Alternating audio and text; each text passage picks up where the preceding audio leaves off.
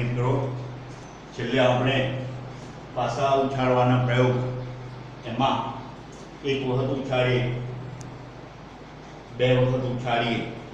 હવે કોઈ વખતે તમને એવું પૂછે કે સમઘન પાસાને 3 વખત ઉછાળવામાં આવે તો મળતા પરિણામોની સંખ્યા. પરિણામ એવો મોટો દાખલો ના પૂછે ગણતરીમાં, પણ ટૂંકમાં પૂછે તો તમે પાછા પૂછવા આવો કે અમારે તો ચોપડીમાં 2 વખત સુધી જ છે, પરંતુ અહીંયા પાસાને 3 વખત ઉછાળવાનો કે અથવા 3 પાસાને એક સાથે ઉછાળવામાં આવે તો એવા વખતે 6 નો 3 ઘાત. કેટલા પરિણામો મળશે? 6 નો 3 ઘાત. તમે વિચાર કરો, 2 વખતમાં 36 પરિણામો મળ્યા તો 3 વખતમાં એક પાસાને 3 વખત ઉછાળો એવું કે, અથવા 3 પાસાને એક સાથે ઉછાળવાનું કે, તો કુલ પરિણામો 6 નો n ઘાત એટલે 6 નો 3 ઘાત એટલે 6 ગુણ્યા 6 ગુણ્યા 6 36 ગુણ્યા 6 216 પરિણામ. આ MCQ કે ટૂંક જવાબી માટે કામમાં આવે. હવે એના ઉપરથી એક આપણે સ્વાધ્યાય 15.1 માં એક દાખલો છે એ હું તમને ગણાવું છું. 13મો દાખલો છે. એમાં તમે આખી રકમ હું અહીંયા બોર્ડ ઉપર લખતો નથી, તમે ટેક્સ્ટ બુકમાં પણ સાથે મેં તમને કહ્યું છે કે સાથે ટેક્સ્ટ બુક રાખવાની રકમ માટે અને જે કંઈ જરૂરિયાત ઉદાહરણ કે સમજાવવું હોય તો એના માટે. તો પાસાને એમાં રકમમાં કહ્યું છે પાસાને એકવાર ફેંકવામાં આવે છે તો પ્રશ્ન કયો છે? પહેલો, અવિભાજ્ય સંખ્યા હોય. જો વિદ્યાર્થી મિત્રો એક વખત ઉછાળવામાં છે એટલે આ પરિસ્થિતિ વિચારવાની. હવે અવિભાજ્ય સંખ્યાઓ તો એક વખત ઉછાળી એટલે 6 પરિણામો, છેદમાં કઈ સંખ્યા મૂકવાની? 6. એટલે એ ઘટનાનું નામ તમે આપી દેશો. પાસા પર મળે અવિભાજ્ય સંખ્યા મળે તે ઘટનાને આપણે શું કહીએ છીએ? એ અગાઉ પણ આવા દાખલાઓમાં વાત કરી છે. ઘટના એના પરિણામો. હવે પ્રશ્ન શું કર્યો છે કે પાસા પર અવિભાજ્ય સંખ્યા મળે. હવે અહીંયા અવિભાજ્ય આ જે કુલ પરિણામો 6 છે એ આપણે છેદમાં લખ્યા. હવે અવિભાજ્ય સંખ્યાઓ શોધી કાઢવાની. 1, 3 અને 5. આ 3 પરિણામો થયા. તો અવિભાજ્ય સંખ્યાઓ તમે લખશો તે ઘટના એ, એના પરિણામો કયા? 1, 3, 5. કેટલા પરિણામો થયા? 3. તો ઘટના એના સાનુકૂળ પરિણામો, ઘટના એની સંભાવના આપણે શોધવી છે. તો P of A ઘટનાનું નામ આપી દીધું. અંશમાં શું કહીએ છીએ? ઘટના એના સાનુકૂળ પરિણામો. તો અવિભાજ્ય હોય એવી સંખ્યાઓ મળી 3. કુલ 6 પરિણામો, 3 ના છેદમાં 6 એટલે એનું ટૂંકું રૂપ આપીએ 3 × 3, 3 × 6, 3 3 ઉડી જશે, 1 ના છેદમાં 2. આ રીતે 13મા દાખલાનો પહેલો તમે આ રીતે ગણી શકો. બીજું કહું છે એમાં રકમમાં આ જ રકમ છે, એમાં બીજો દાખલો કયો છે? પાસાને એકવાર ફેંકવાનો જ, બરાબર, અથવા એક વખત ફેંકવાનો. એ જ દાખલાની અંદર બીજો પ્રશ્ન છે, તમે રકમમાં ધ્યાન રાખજો. 2 અને 6 વચ્ચેની સંખ્યા આપો. 2 અને 6 વચ્ચેની સંખ્યા. 2 અને 6 વચ્ચેની એટલે 2 અને 6 વચ્ચેની સંખ્યા કઈ થઈ? 3, 4 અને 5. કેટલા પરિણામો થયા? 3. હવે આ ઘટનાનું નામ આપી દેવાનું B. અહીંયા એની જગ્યાએ શું લખી દેવાનું? B. કેટલા પરિણામો થયા? 3. કુલ પરિણામો 6 એટલે જવાબ કેટલો આવશે? 1/2. ત્યાર પછી ત્રીજો એમાં છે પાસાને એકવાર ફેંકવાનો છે. અયુગ્મ સંખ્યા મળવાની સંભાવના. હવે અયુગ્મ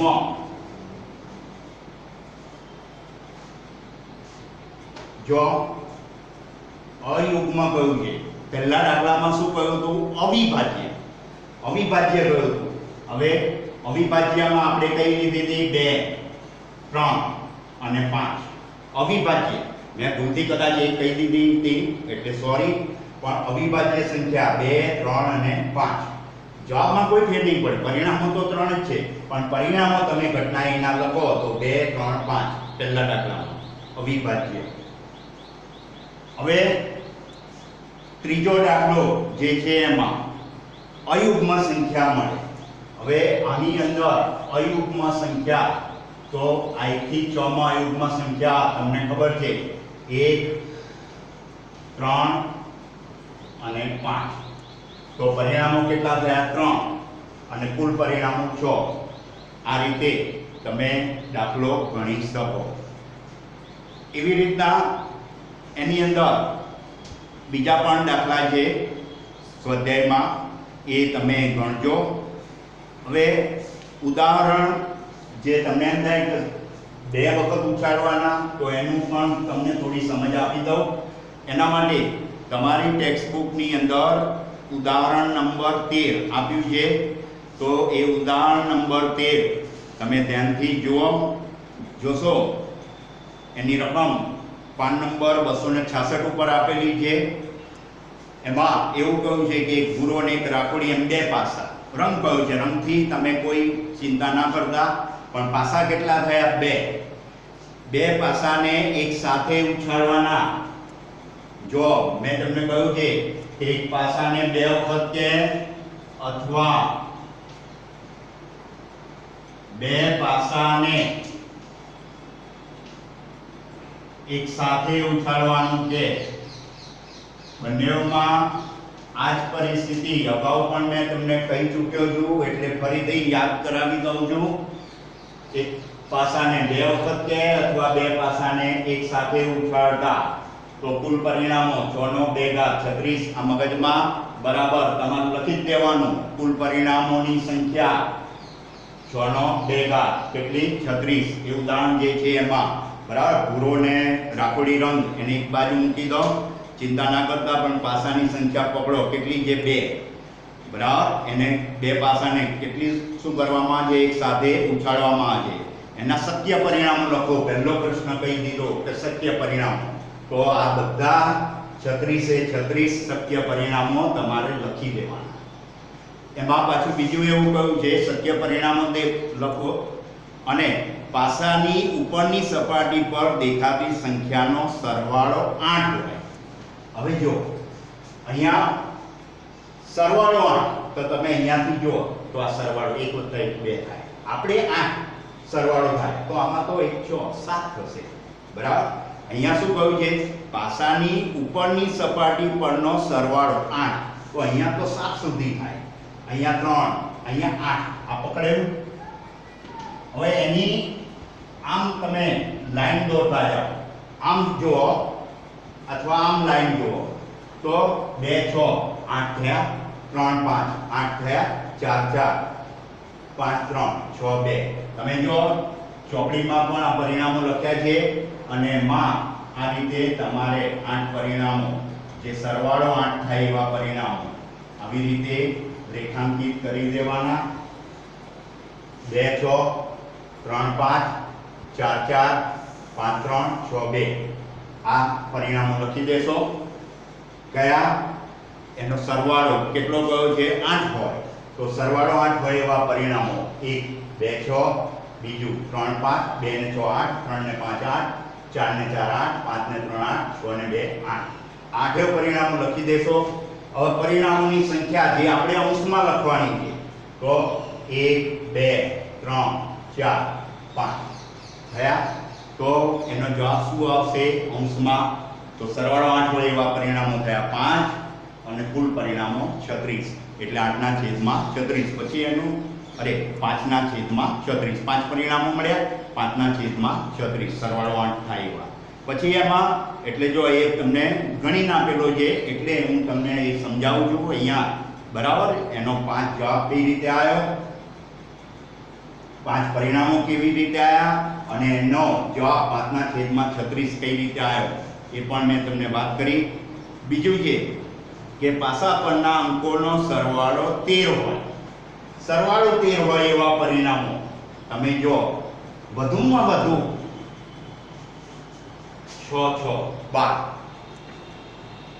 એક એક સરવાળો તો 2, ઓછામાં ઓછો સરવાળો કેટલો થાય 2, અને વધુમાં વધુ 12, સરવાળો 13 થાય એવું તમે આ 36 માંથી જોડો લઈ અને સરવાળો કરી જોજો તો 12 થી વધશે જ નહીં, એક એક તો સરવાળો 2, મોટા મોટા 6 6, મોટા મોટું પરિણામ કયું છે 6 6, તો 6 ને 6 12, 13 થાય છે નથી થતા, એટલે આ પરિણામોની સંખ્યા કેટલી આવશે 0, એની સંભાવના 0 ના છેદમાં 36, 0 ભાગ્યા 36 એટલે કેટલા થશે 0. ત્યાર પછી એમાં ત્રીજો કયું છે 12 કે તેથી નાનો સરવાળો થાય નાની સંખ્યામાં, એટલે એ જે પાસાને ઉછાળવાનો છે, બે પાસાને એક સાથે ઉછાળજો અને એમાં સરવાળો 12 થી ઓછો થાય, 12 કે 12 થી ઓછો, તો તમે જો આ બધા સરવાળા તમે ચેક કરશો 1 ને 1 2, 1 ને 2 3 1 છે, એવી રીતે કરતા જશો અને છેલ્લે 6 ને 6 12, એટલે શું થશે સરવાળો 12 થશે આનો, અને આ બધાનો 12 થી ઓછો, એટલે આ બધા જ પરિણામો આવશે. એટલે આ ઘટનાના 36 36 એ એના સાનુકૂળ પરિણામો કહેવાશે. સરવાળો 12 કે 12 થી ઓછો હોય, જે ત્રીજો દાખલો કયો છે એમાં, તો 36 પરિણામો આવશે, અનુકૂળ પરિણામો પણ 36, એટલે 36 ભાગ્યા 36 એટલે કેટલો જવાબ આવશે 1. એ રીતે તમને એ ઉદાહરણ ગણી અને આપેલું પણ છે, એ પ્રમાણે તમને એ દાખલો ગણજો.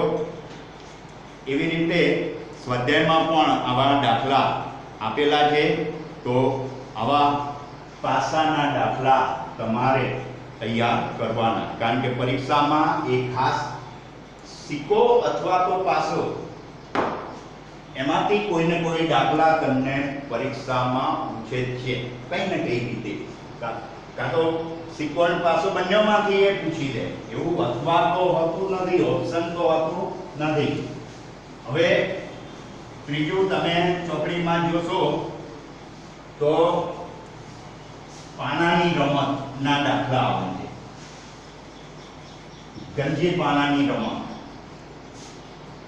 તો જે પાના ટોટલ કુલ 52 હોય છે, હવે એના ઘણા બધા દાખલા તમે ગણી શકો. તો એ 52 પત્તાની અંદર જે પરિણામો આપણે મેળવવાના છે, તો એ 52 પત્તાને આપણે ઓળખીએ પહેલા. તો 52 પત્તા માટે ખાસ તમારે જોવાનું, તો એ 52 માંથી 52 પાના કઈ રીતના હોય છે, તમે પત્તાની કેપ જોઈ છે, 52 પત્તા હોય છે. હવે કોઈ એમ કે 53 હોય છે, 53 નથી હોતા, 52 જ હોય છે. 53મું પાનું તો જોકર, જે પેલું ટોપી વાળું પાનું છે ને, ટોપી વાળું ચિત્ર વાળું પાનું પર માથે ટોપી પહેરાવી, એ જોકર છે. હવે જે 52 પાના છે, એ 52 પાના એના આપણે વિચાર કરીએ રંગની દ્રષ્ટિએ બે ભાગમાં વહેંચાયેલા. લાલ રંગના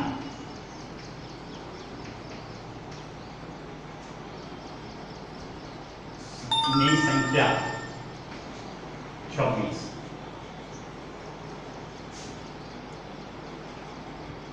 લાલ રંગના પાનાની સંખ્યા 26, કાળા રંગના પાનાની સંખ્યા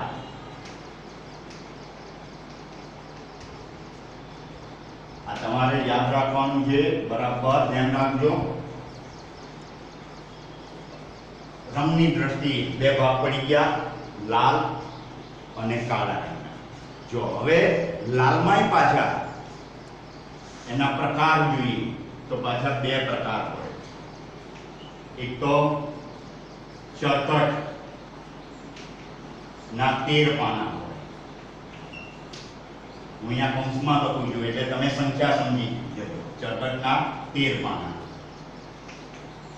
પાના 13, કોઈને પૂછવાડો ના થાય એટલે ચરકટ પાના 13.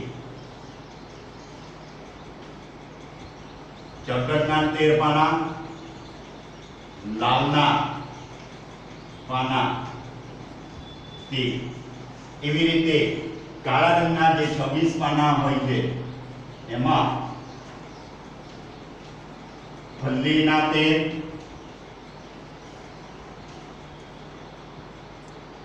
અને કાળીના તેલ બરાબર ધ્યાન રાખો. હવે આ 13 પાના એમાંય પાછા ચિત્રવાળા અને ચિત્ર વગરના એવી રીતે ભાગ પડે છે. તો એ યાદ રાખજો, ચિત્રવાળા કયા છે, ચિત્ર વગરના. બરાબર. એકો, બાદશાહ અને ગુલામ, જેને આપણે ચિત્રવાળા પાના કહીએ છીએ. અને બાદશાહ, ગુલામ અને રાણી. બાદશાહ, ગુલામ અને રાણી જે ચિત્રવાળા મુખ મુદ્રાવાળા પાના, અને 1 થી 10 સુધીના પાના જે ચિત્ર વગરના. એ રીતે એનું વર્ગીકરણ થયું. ફરીના પીરિયડમાં આગળ આના આધારિત દાખલા ગણાવીશું. Thank you.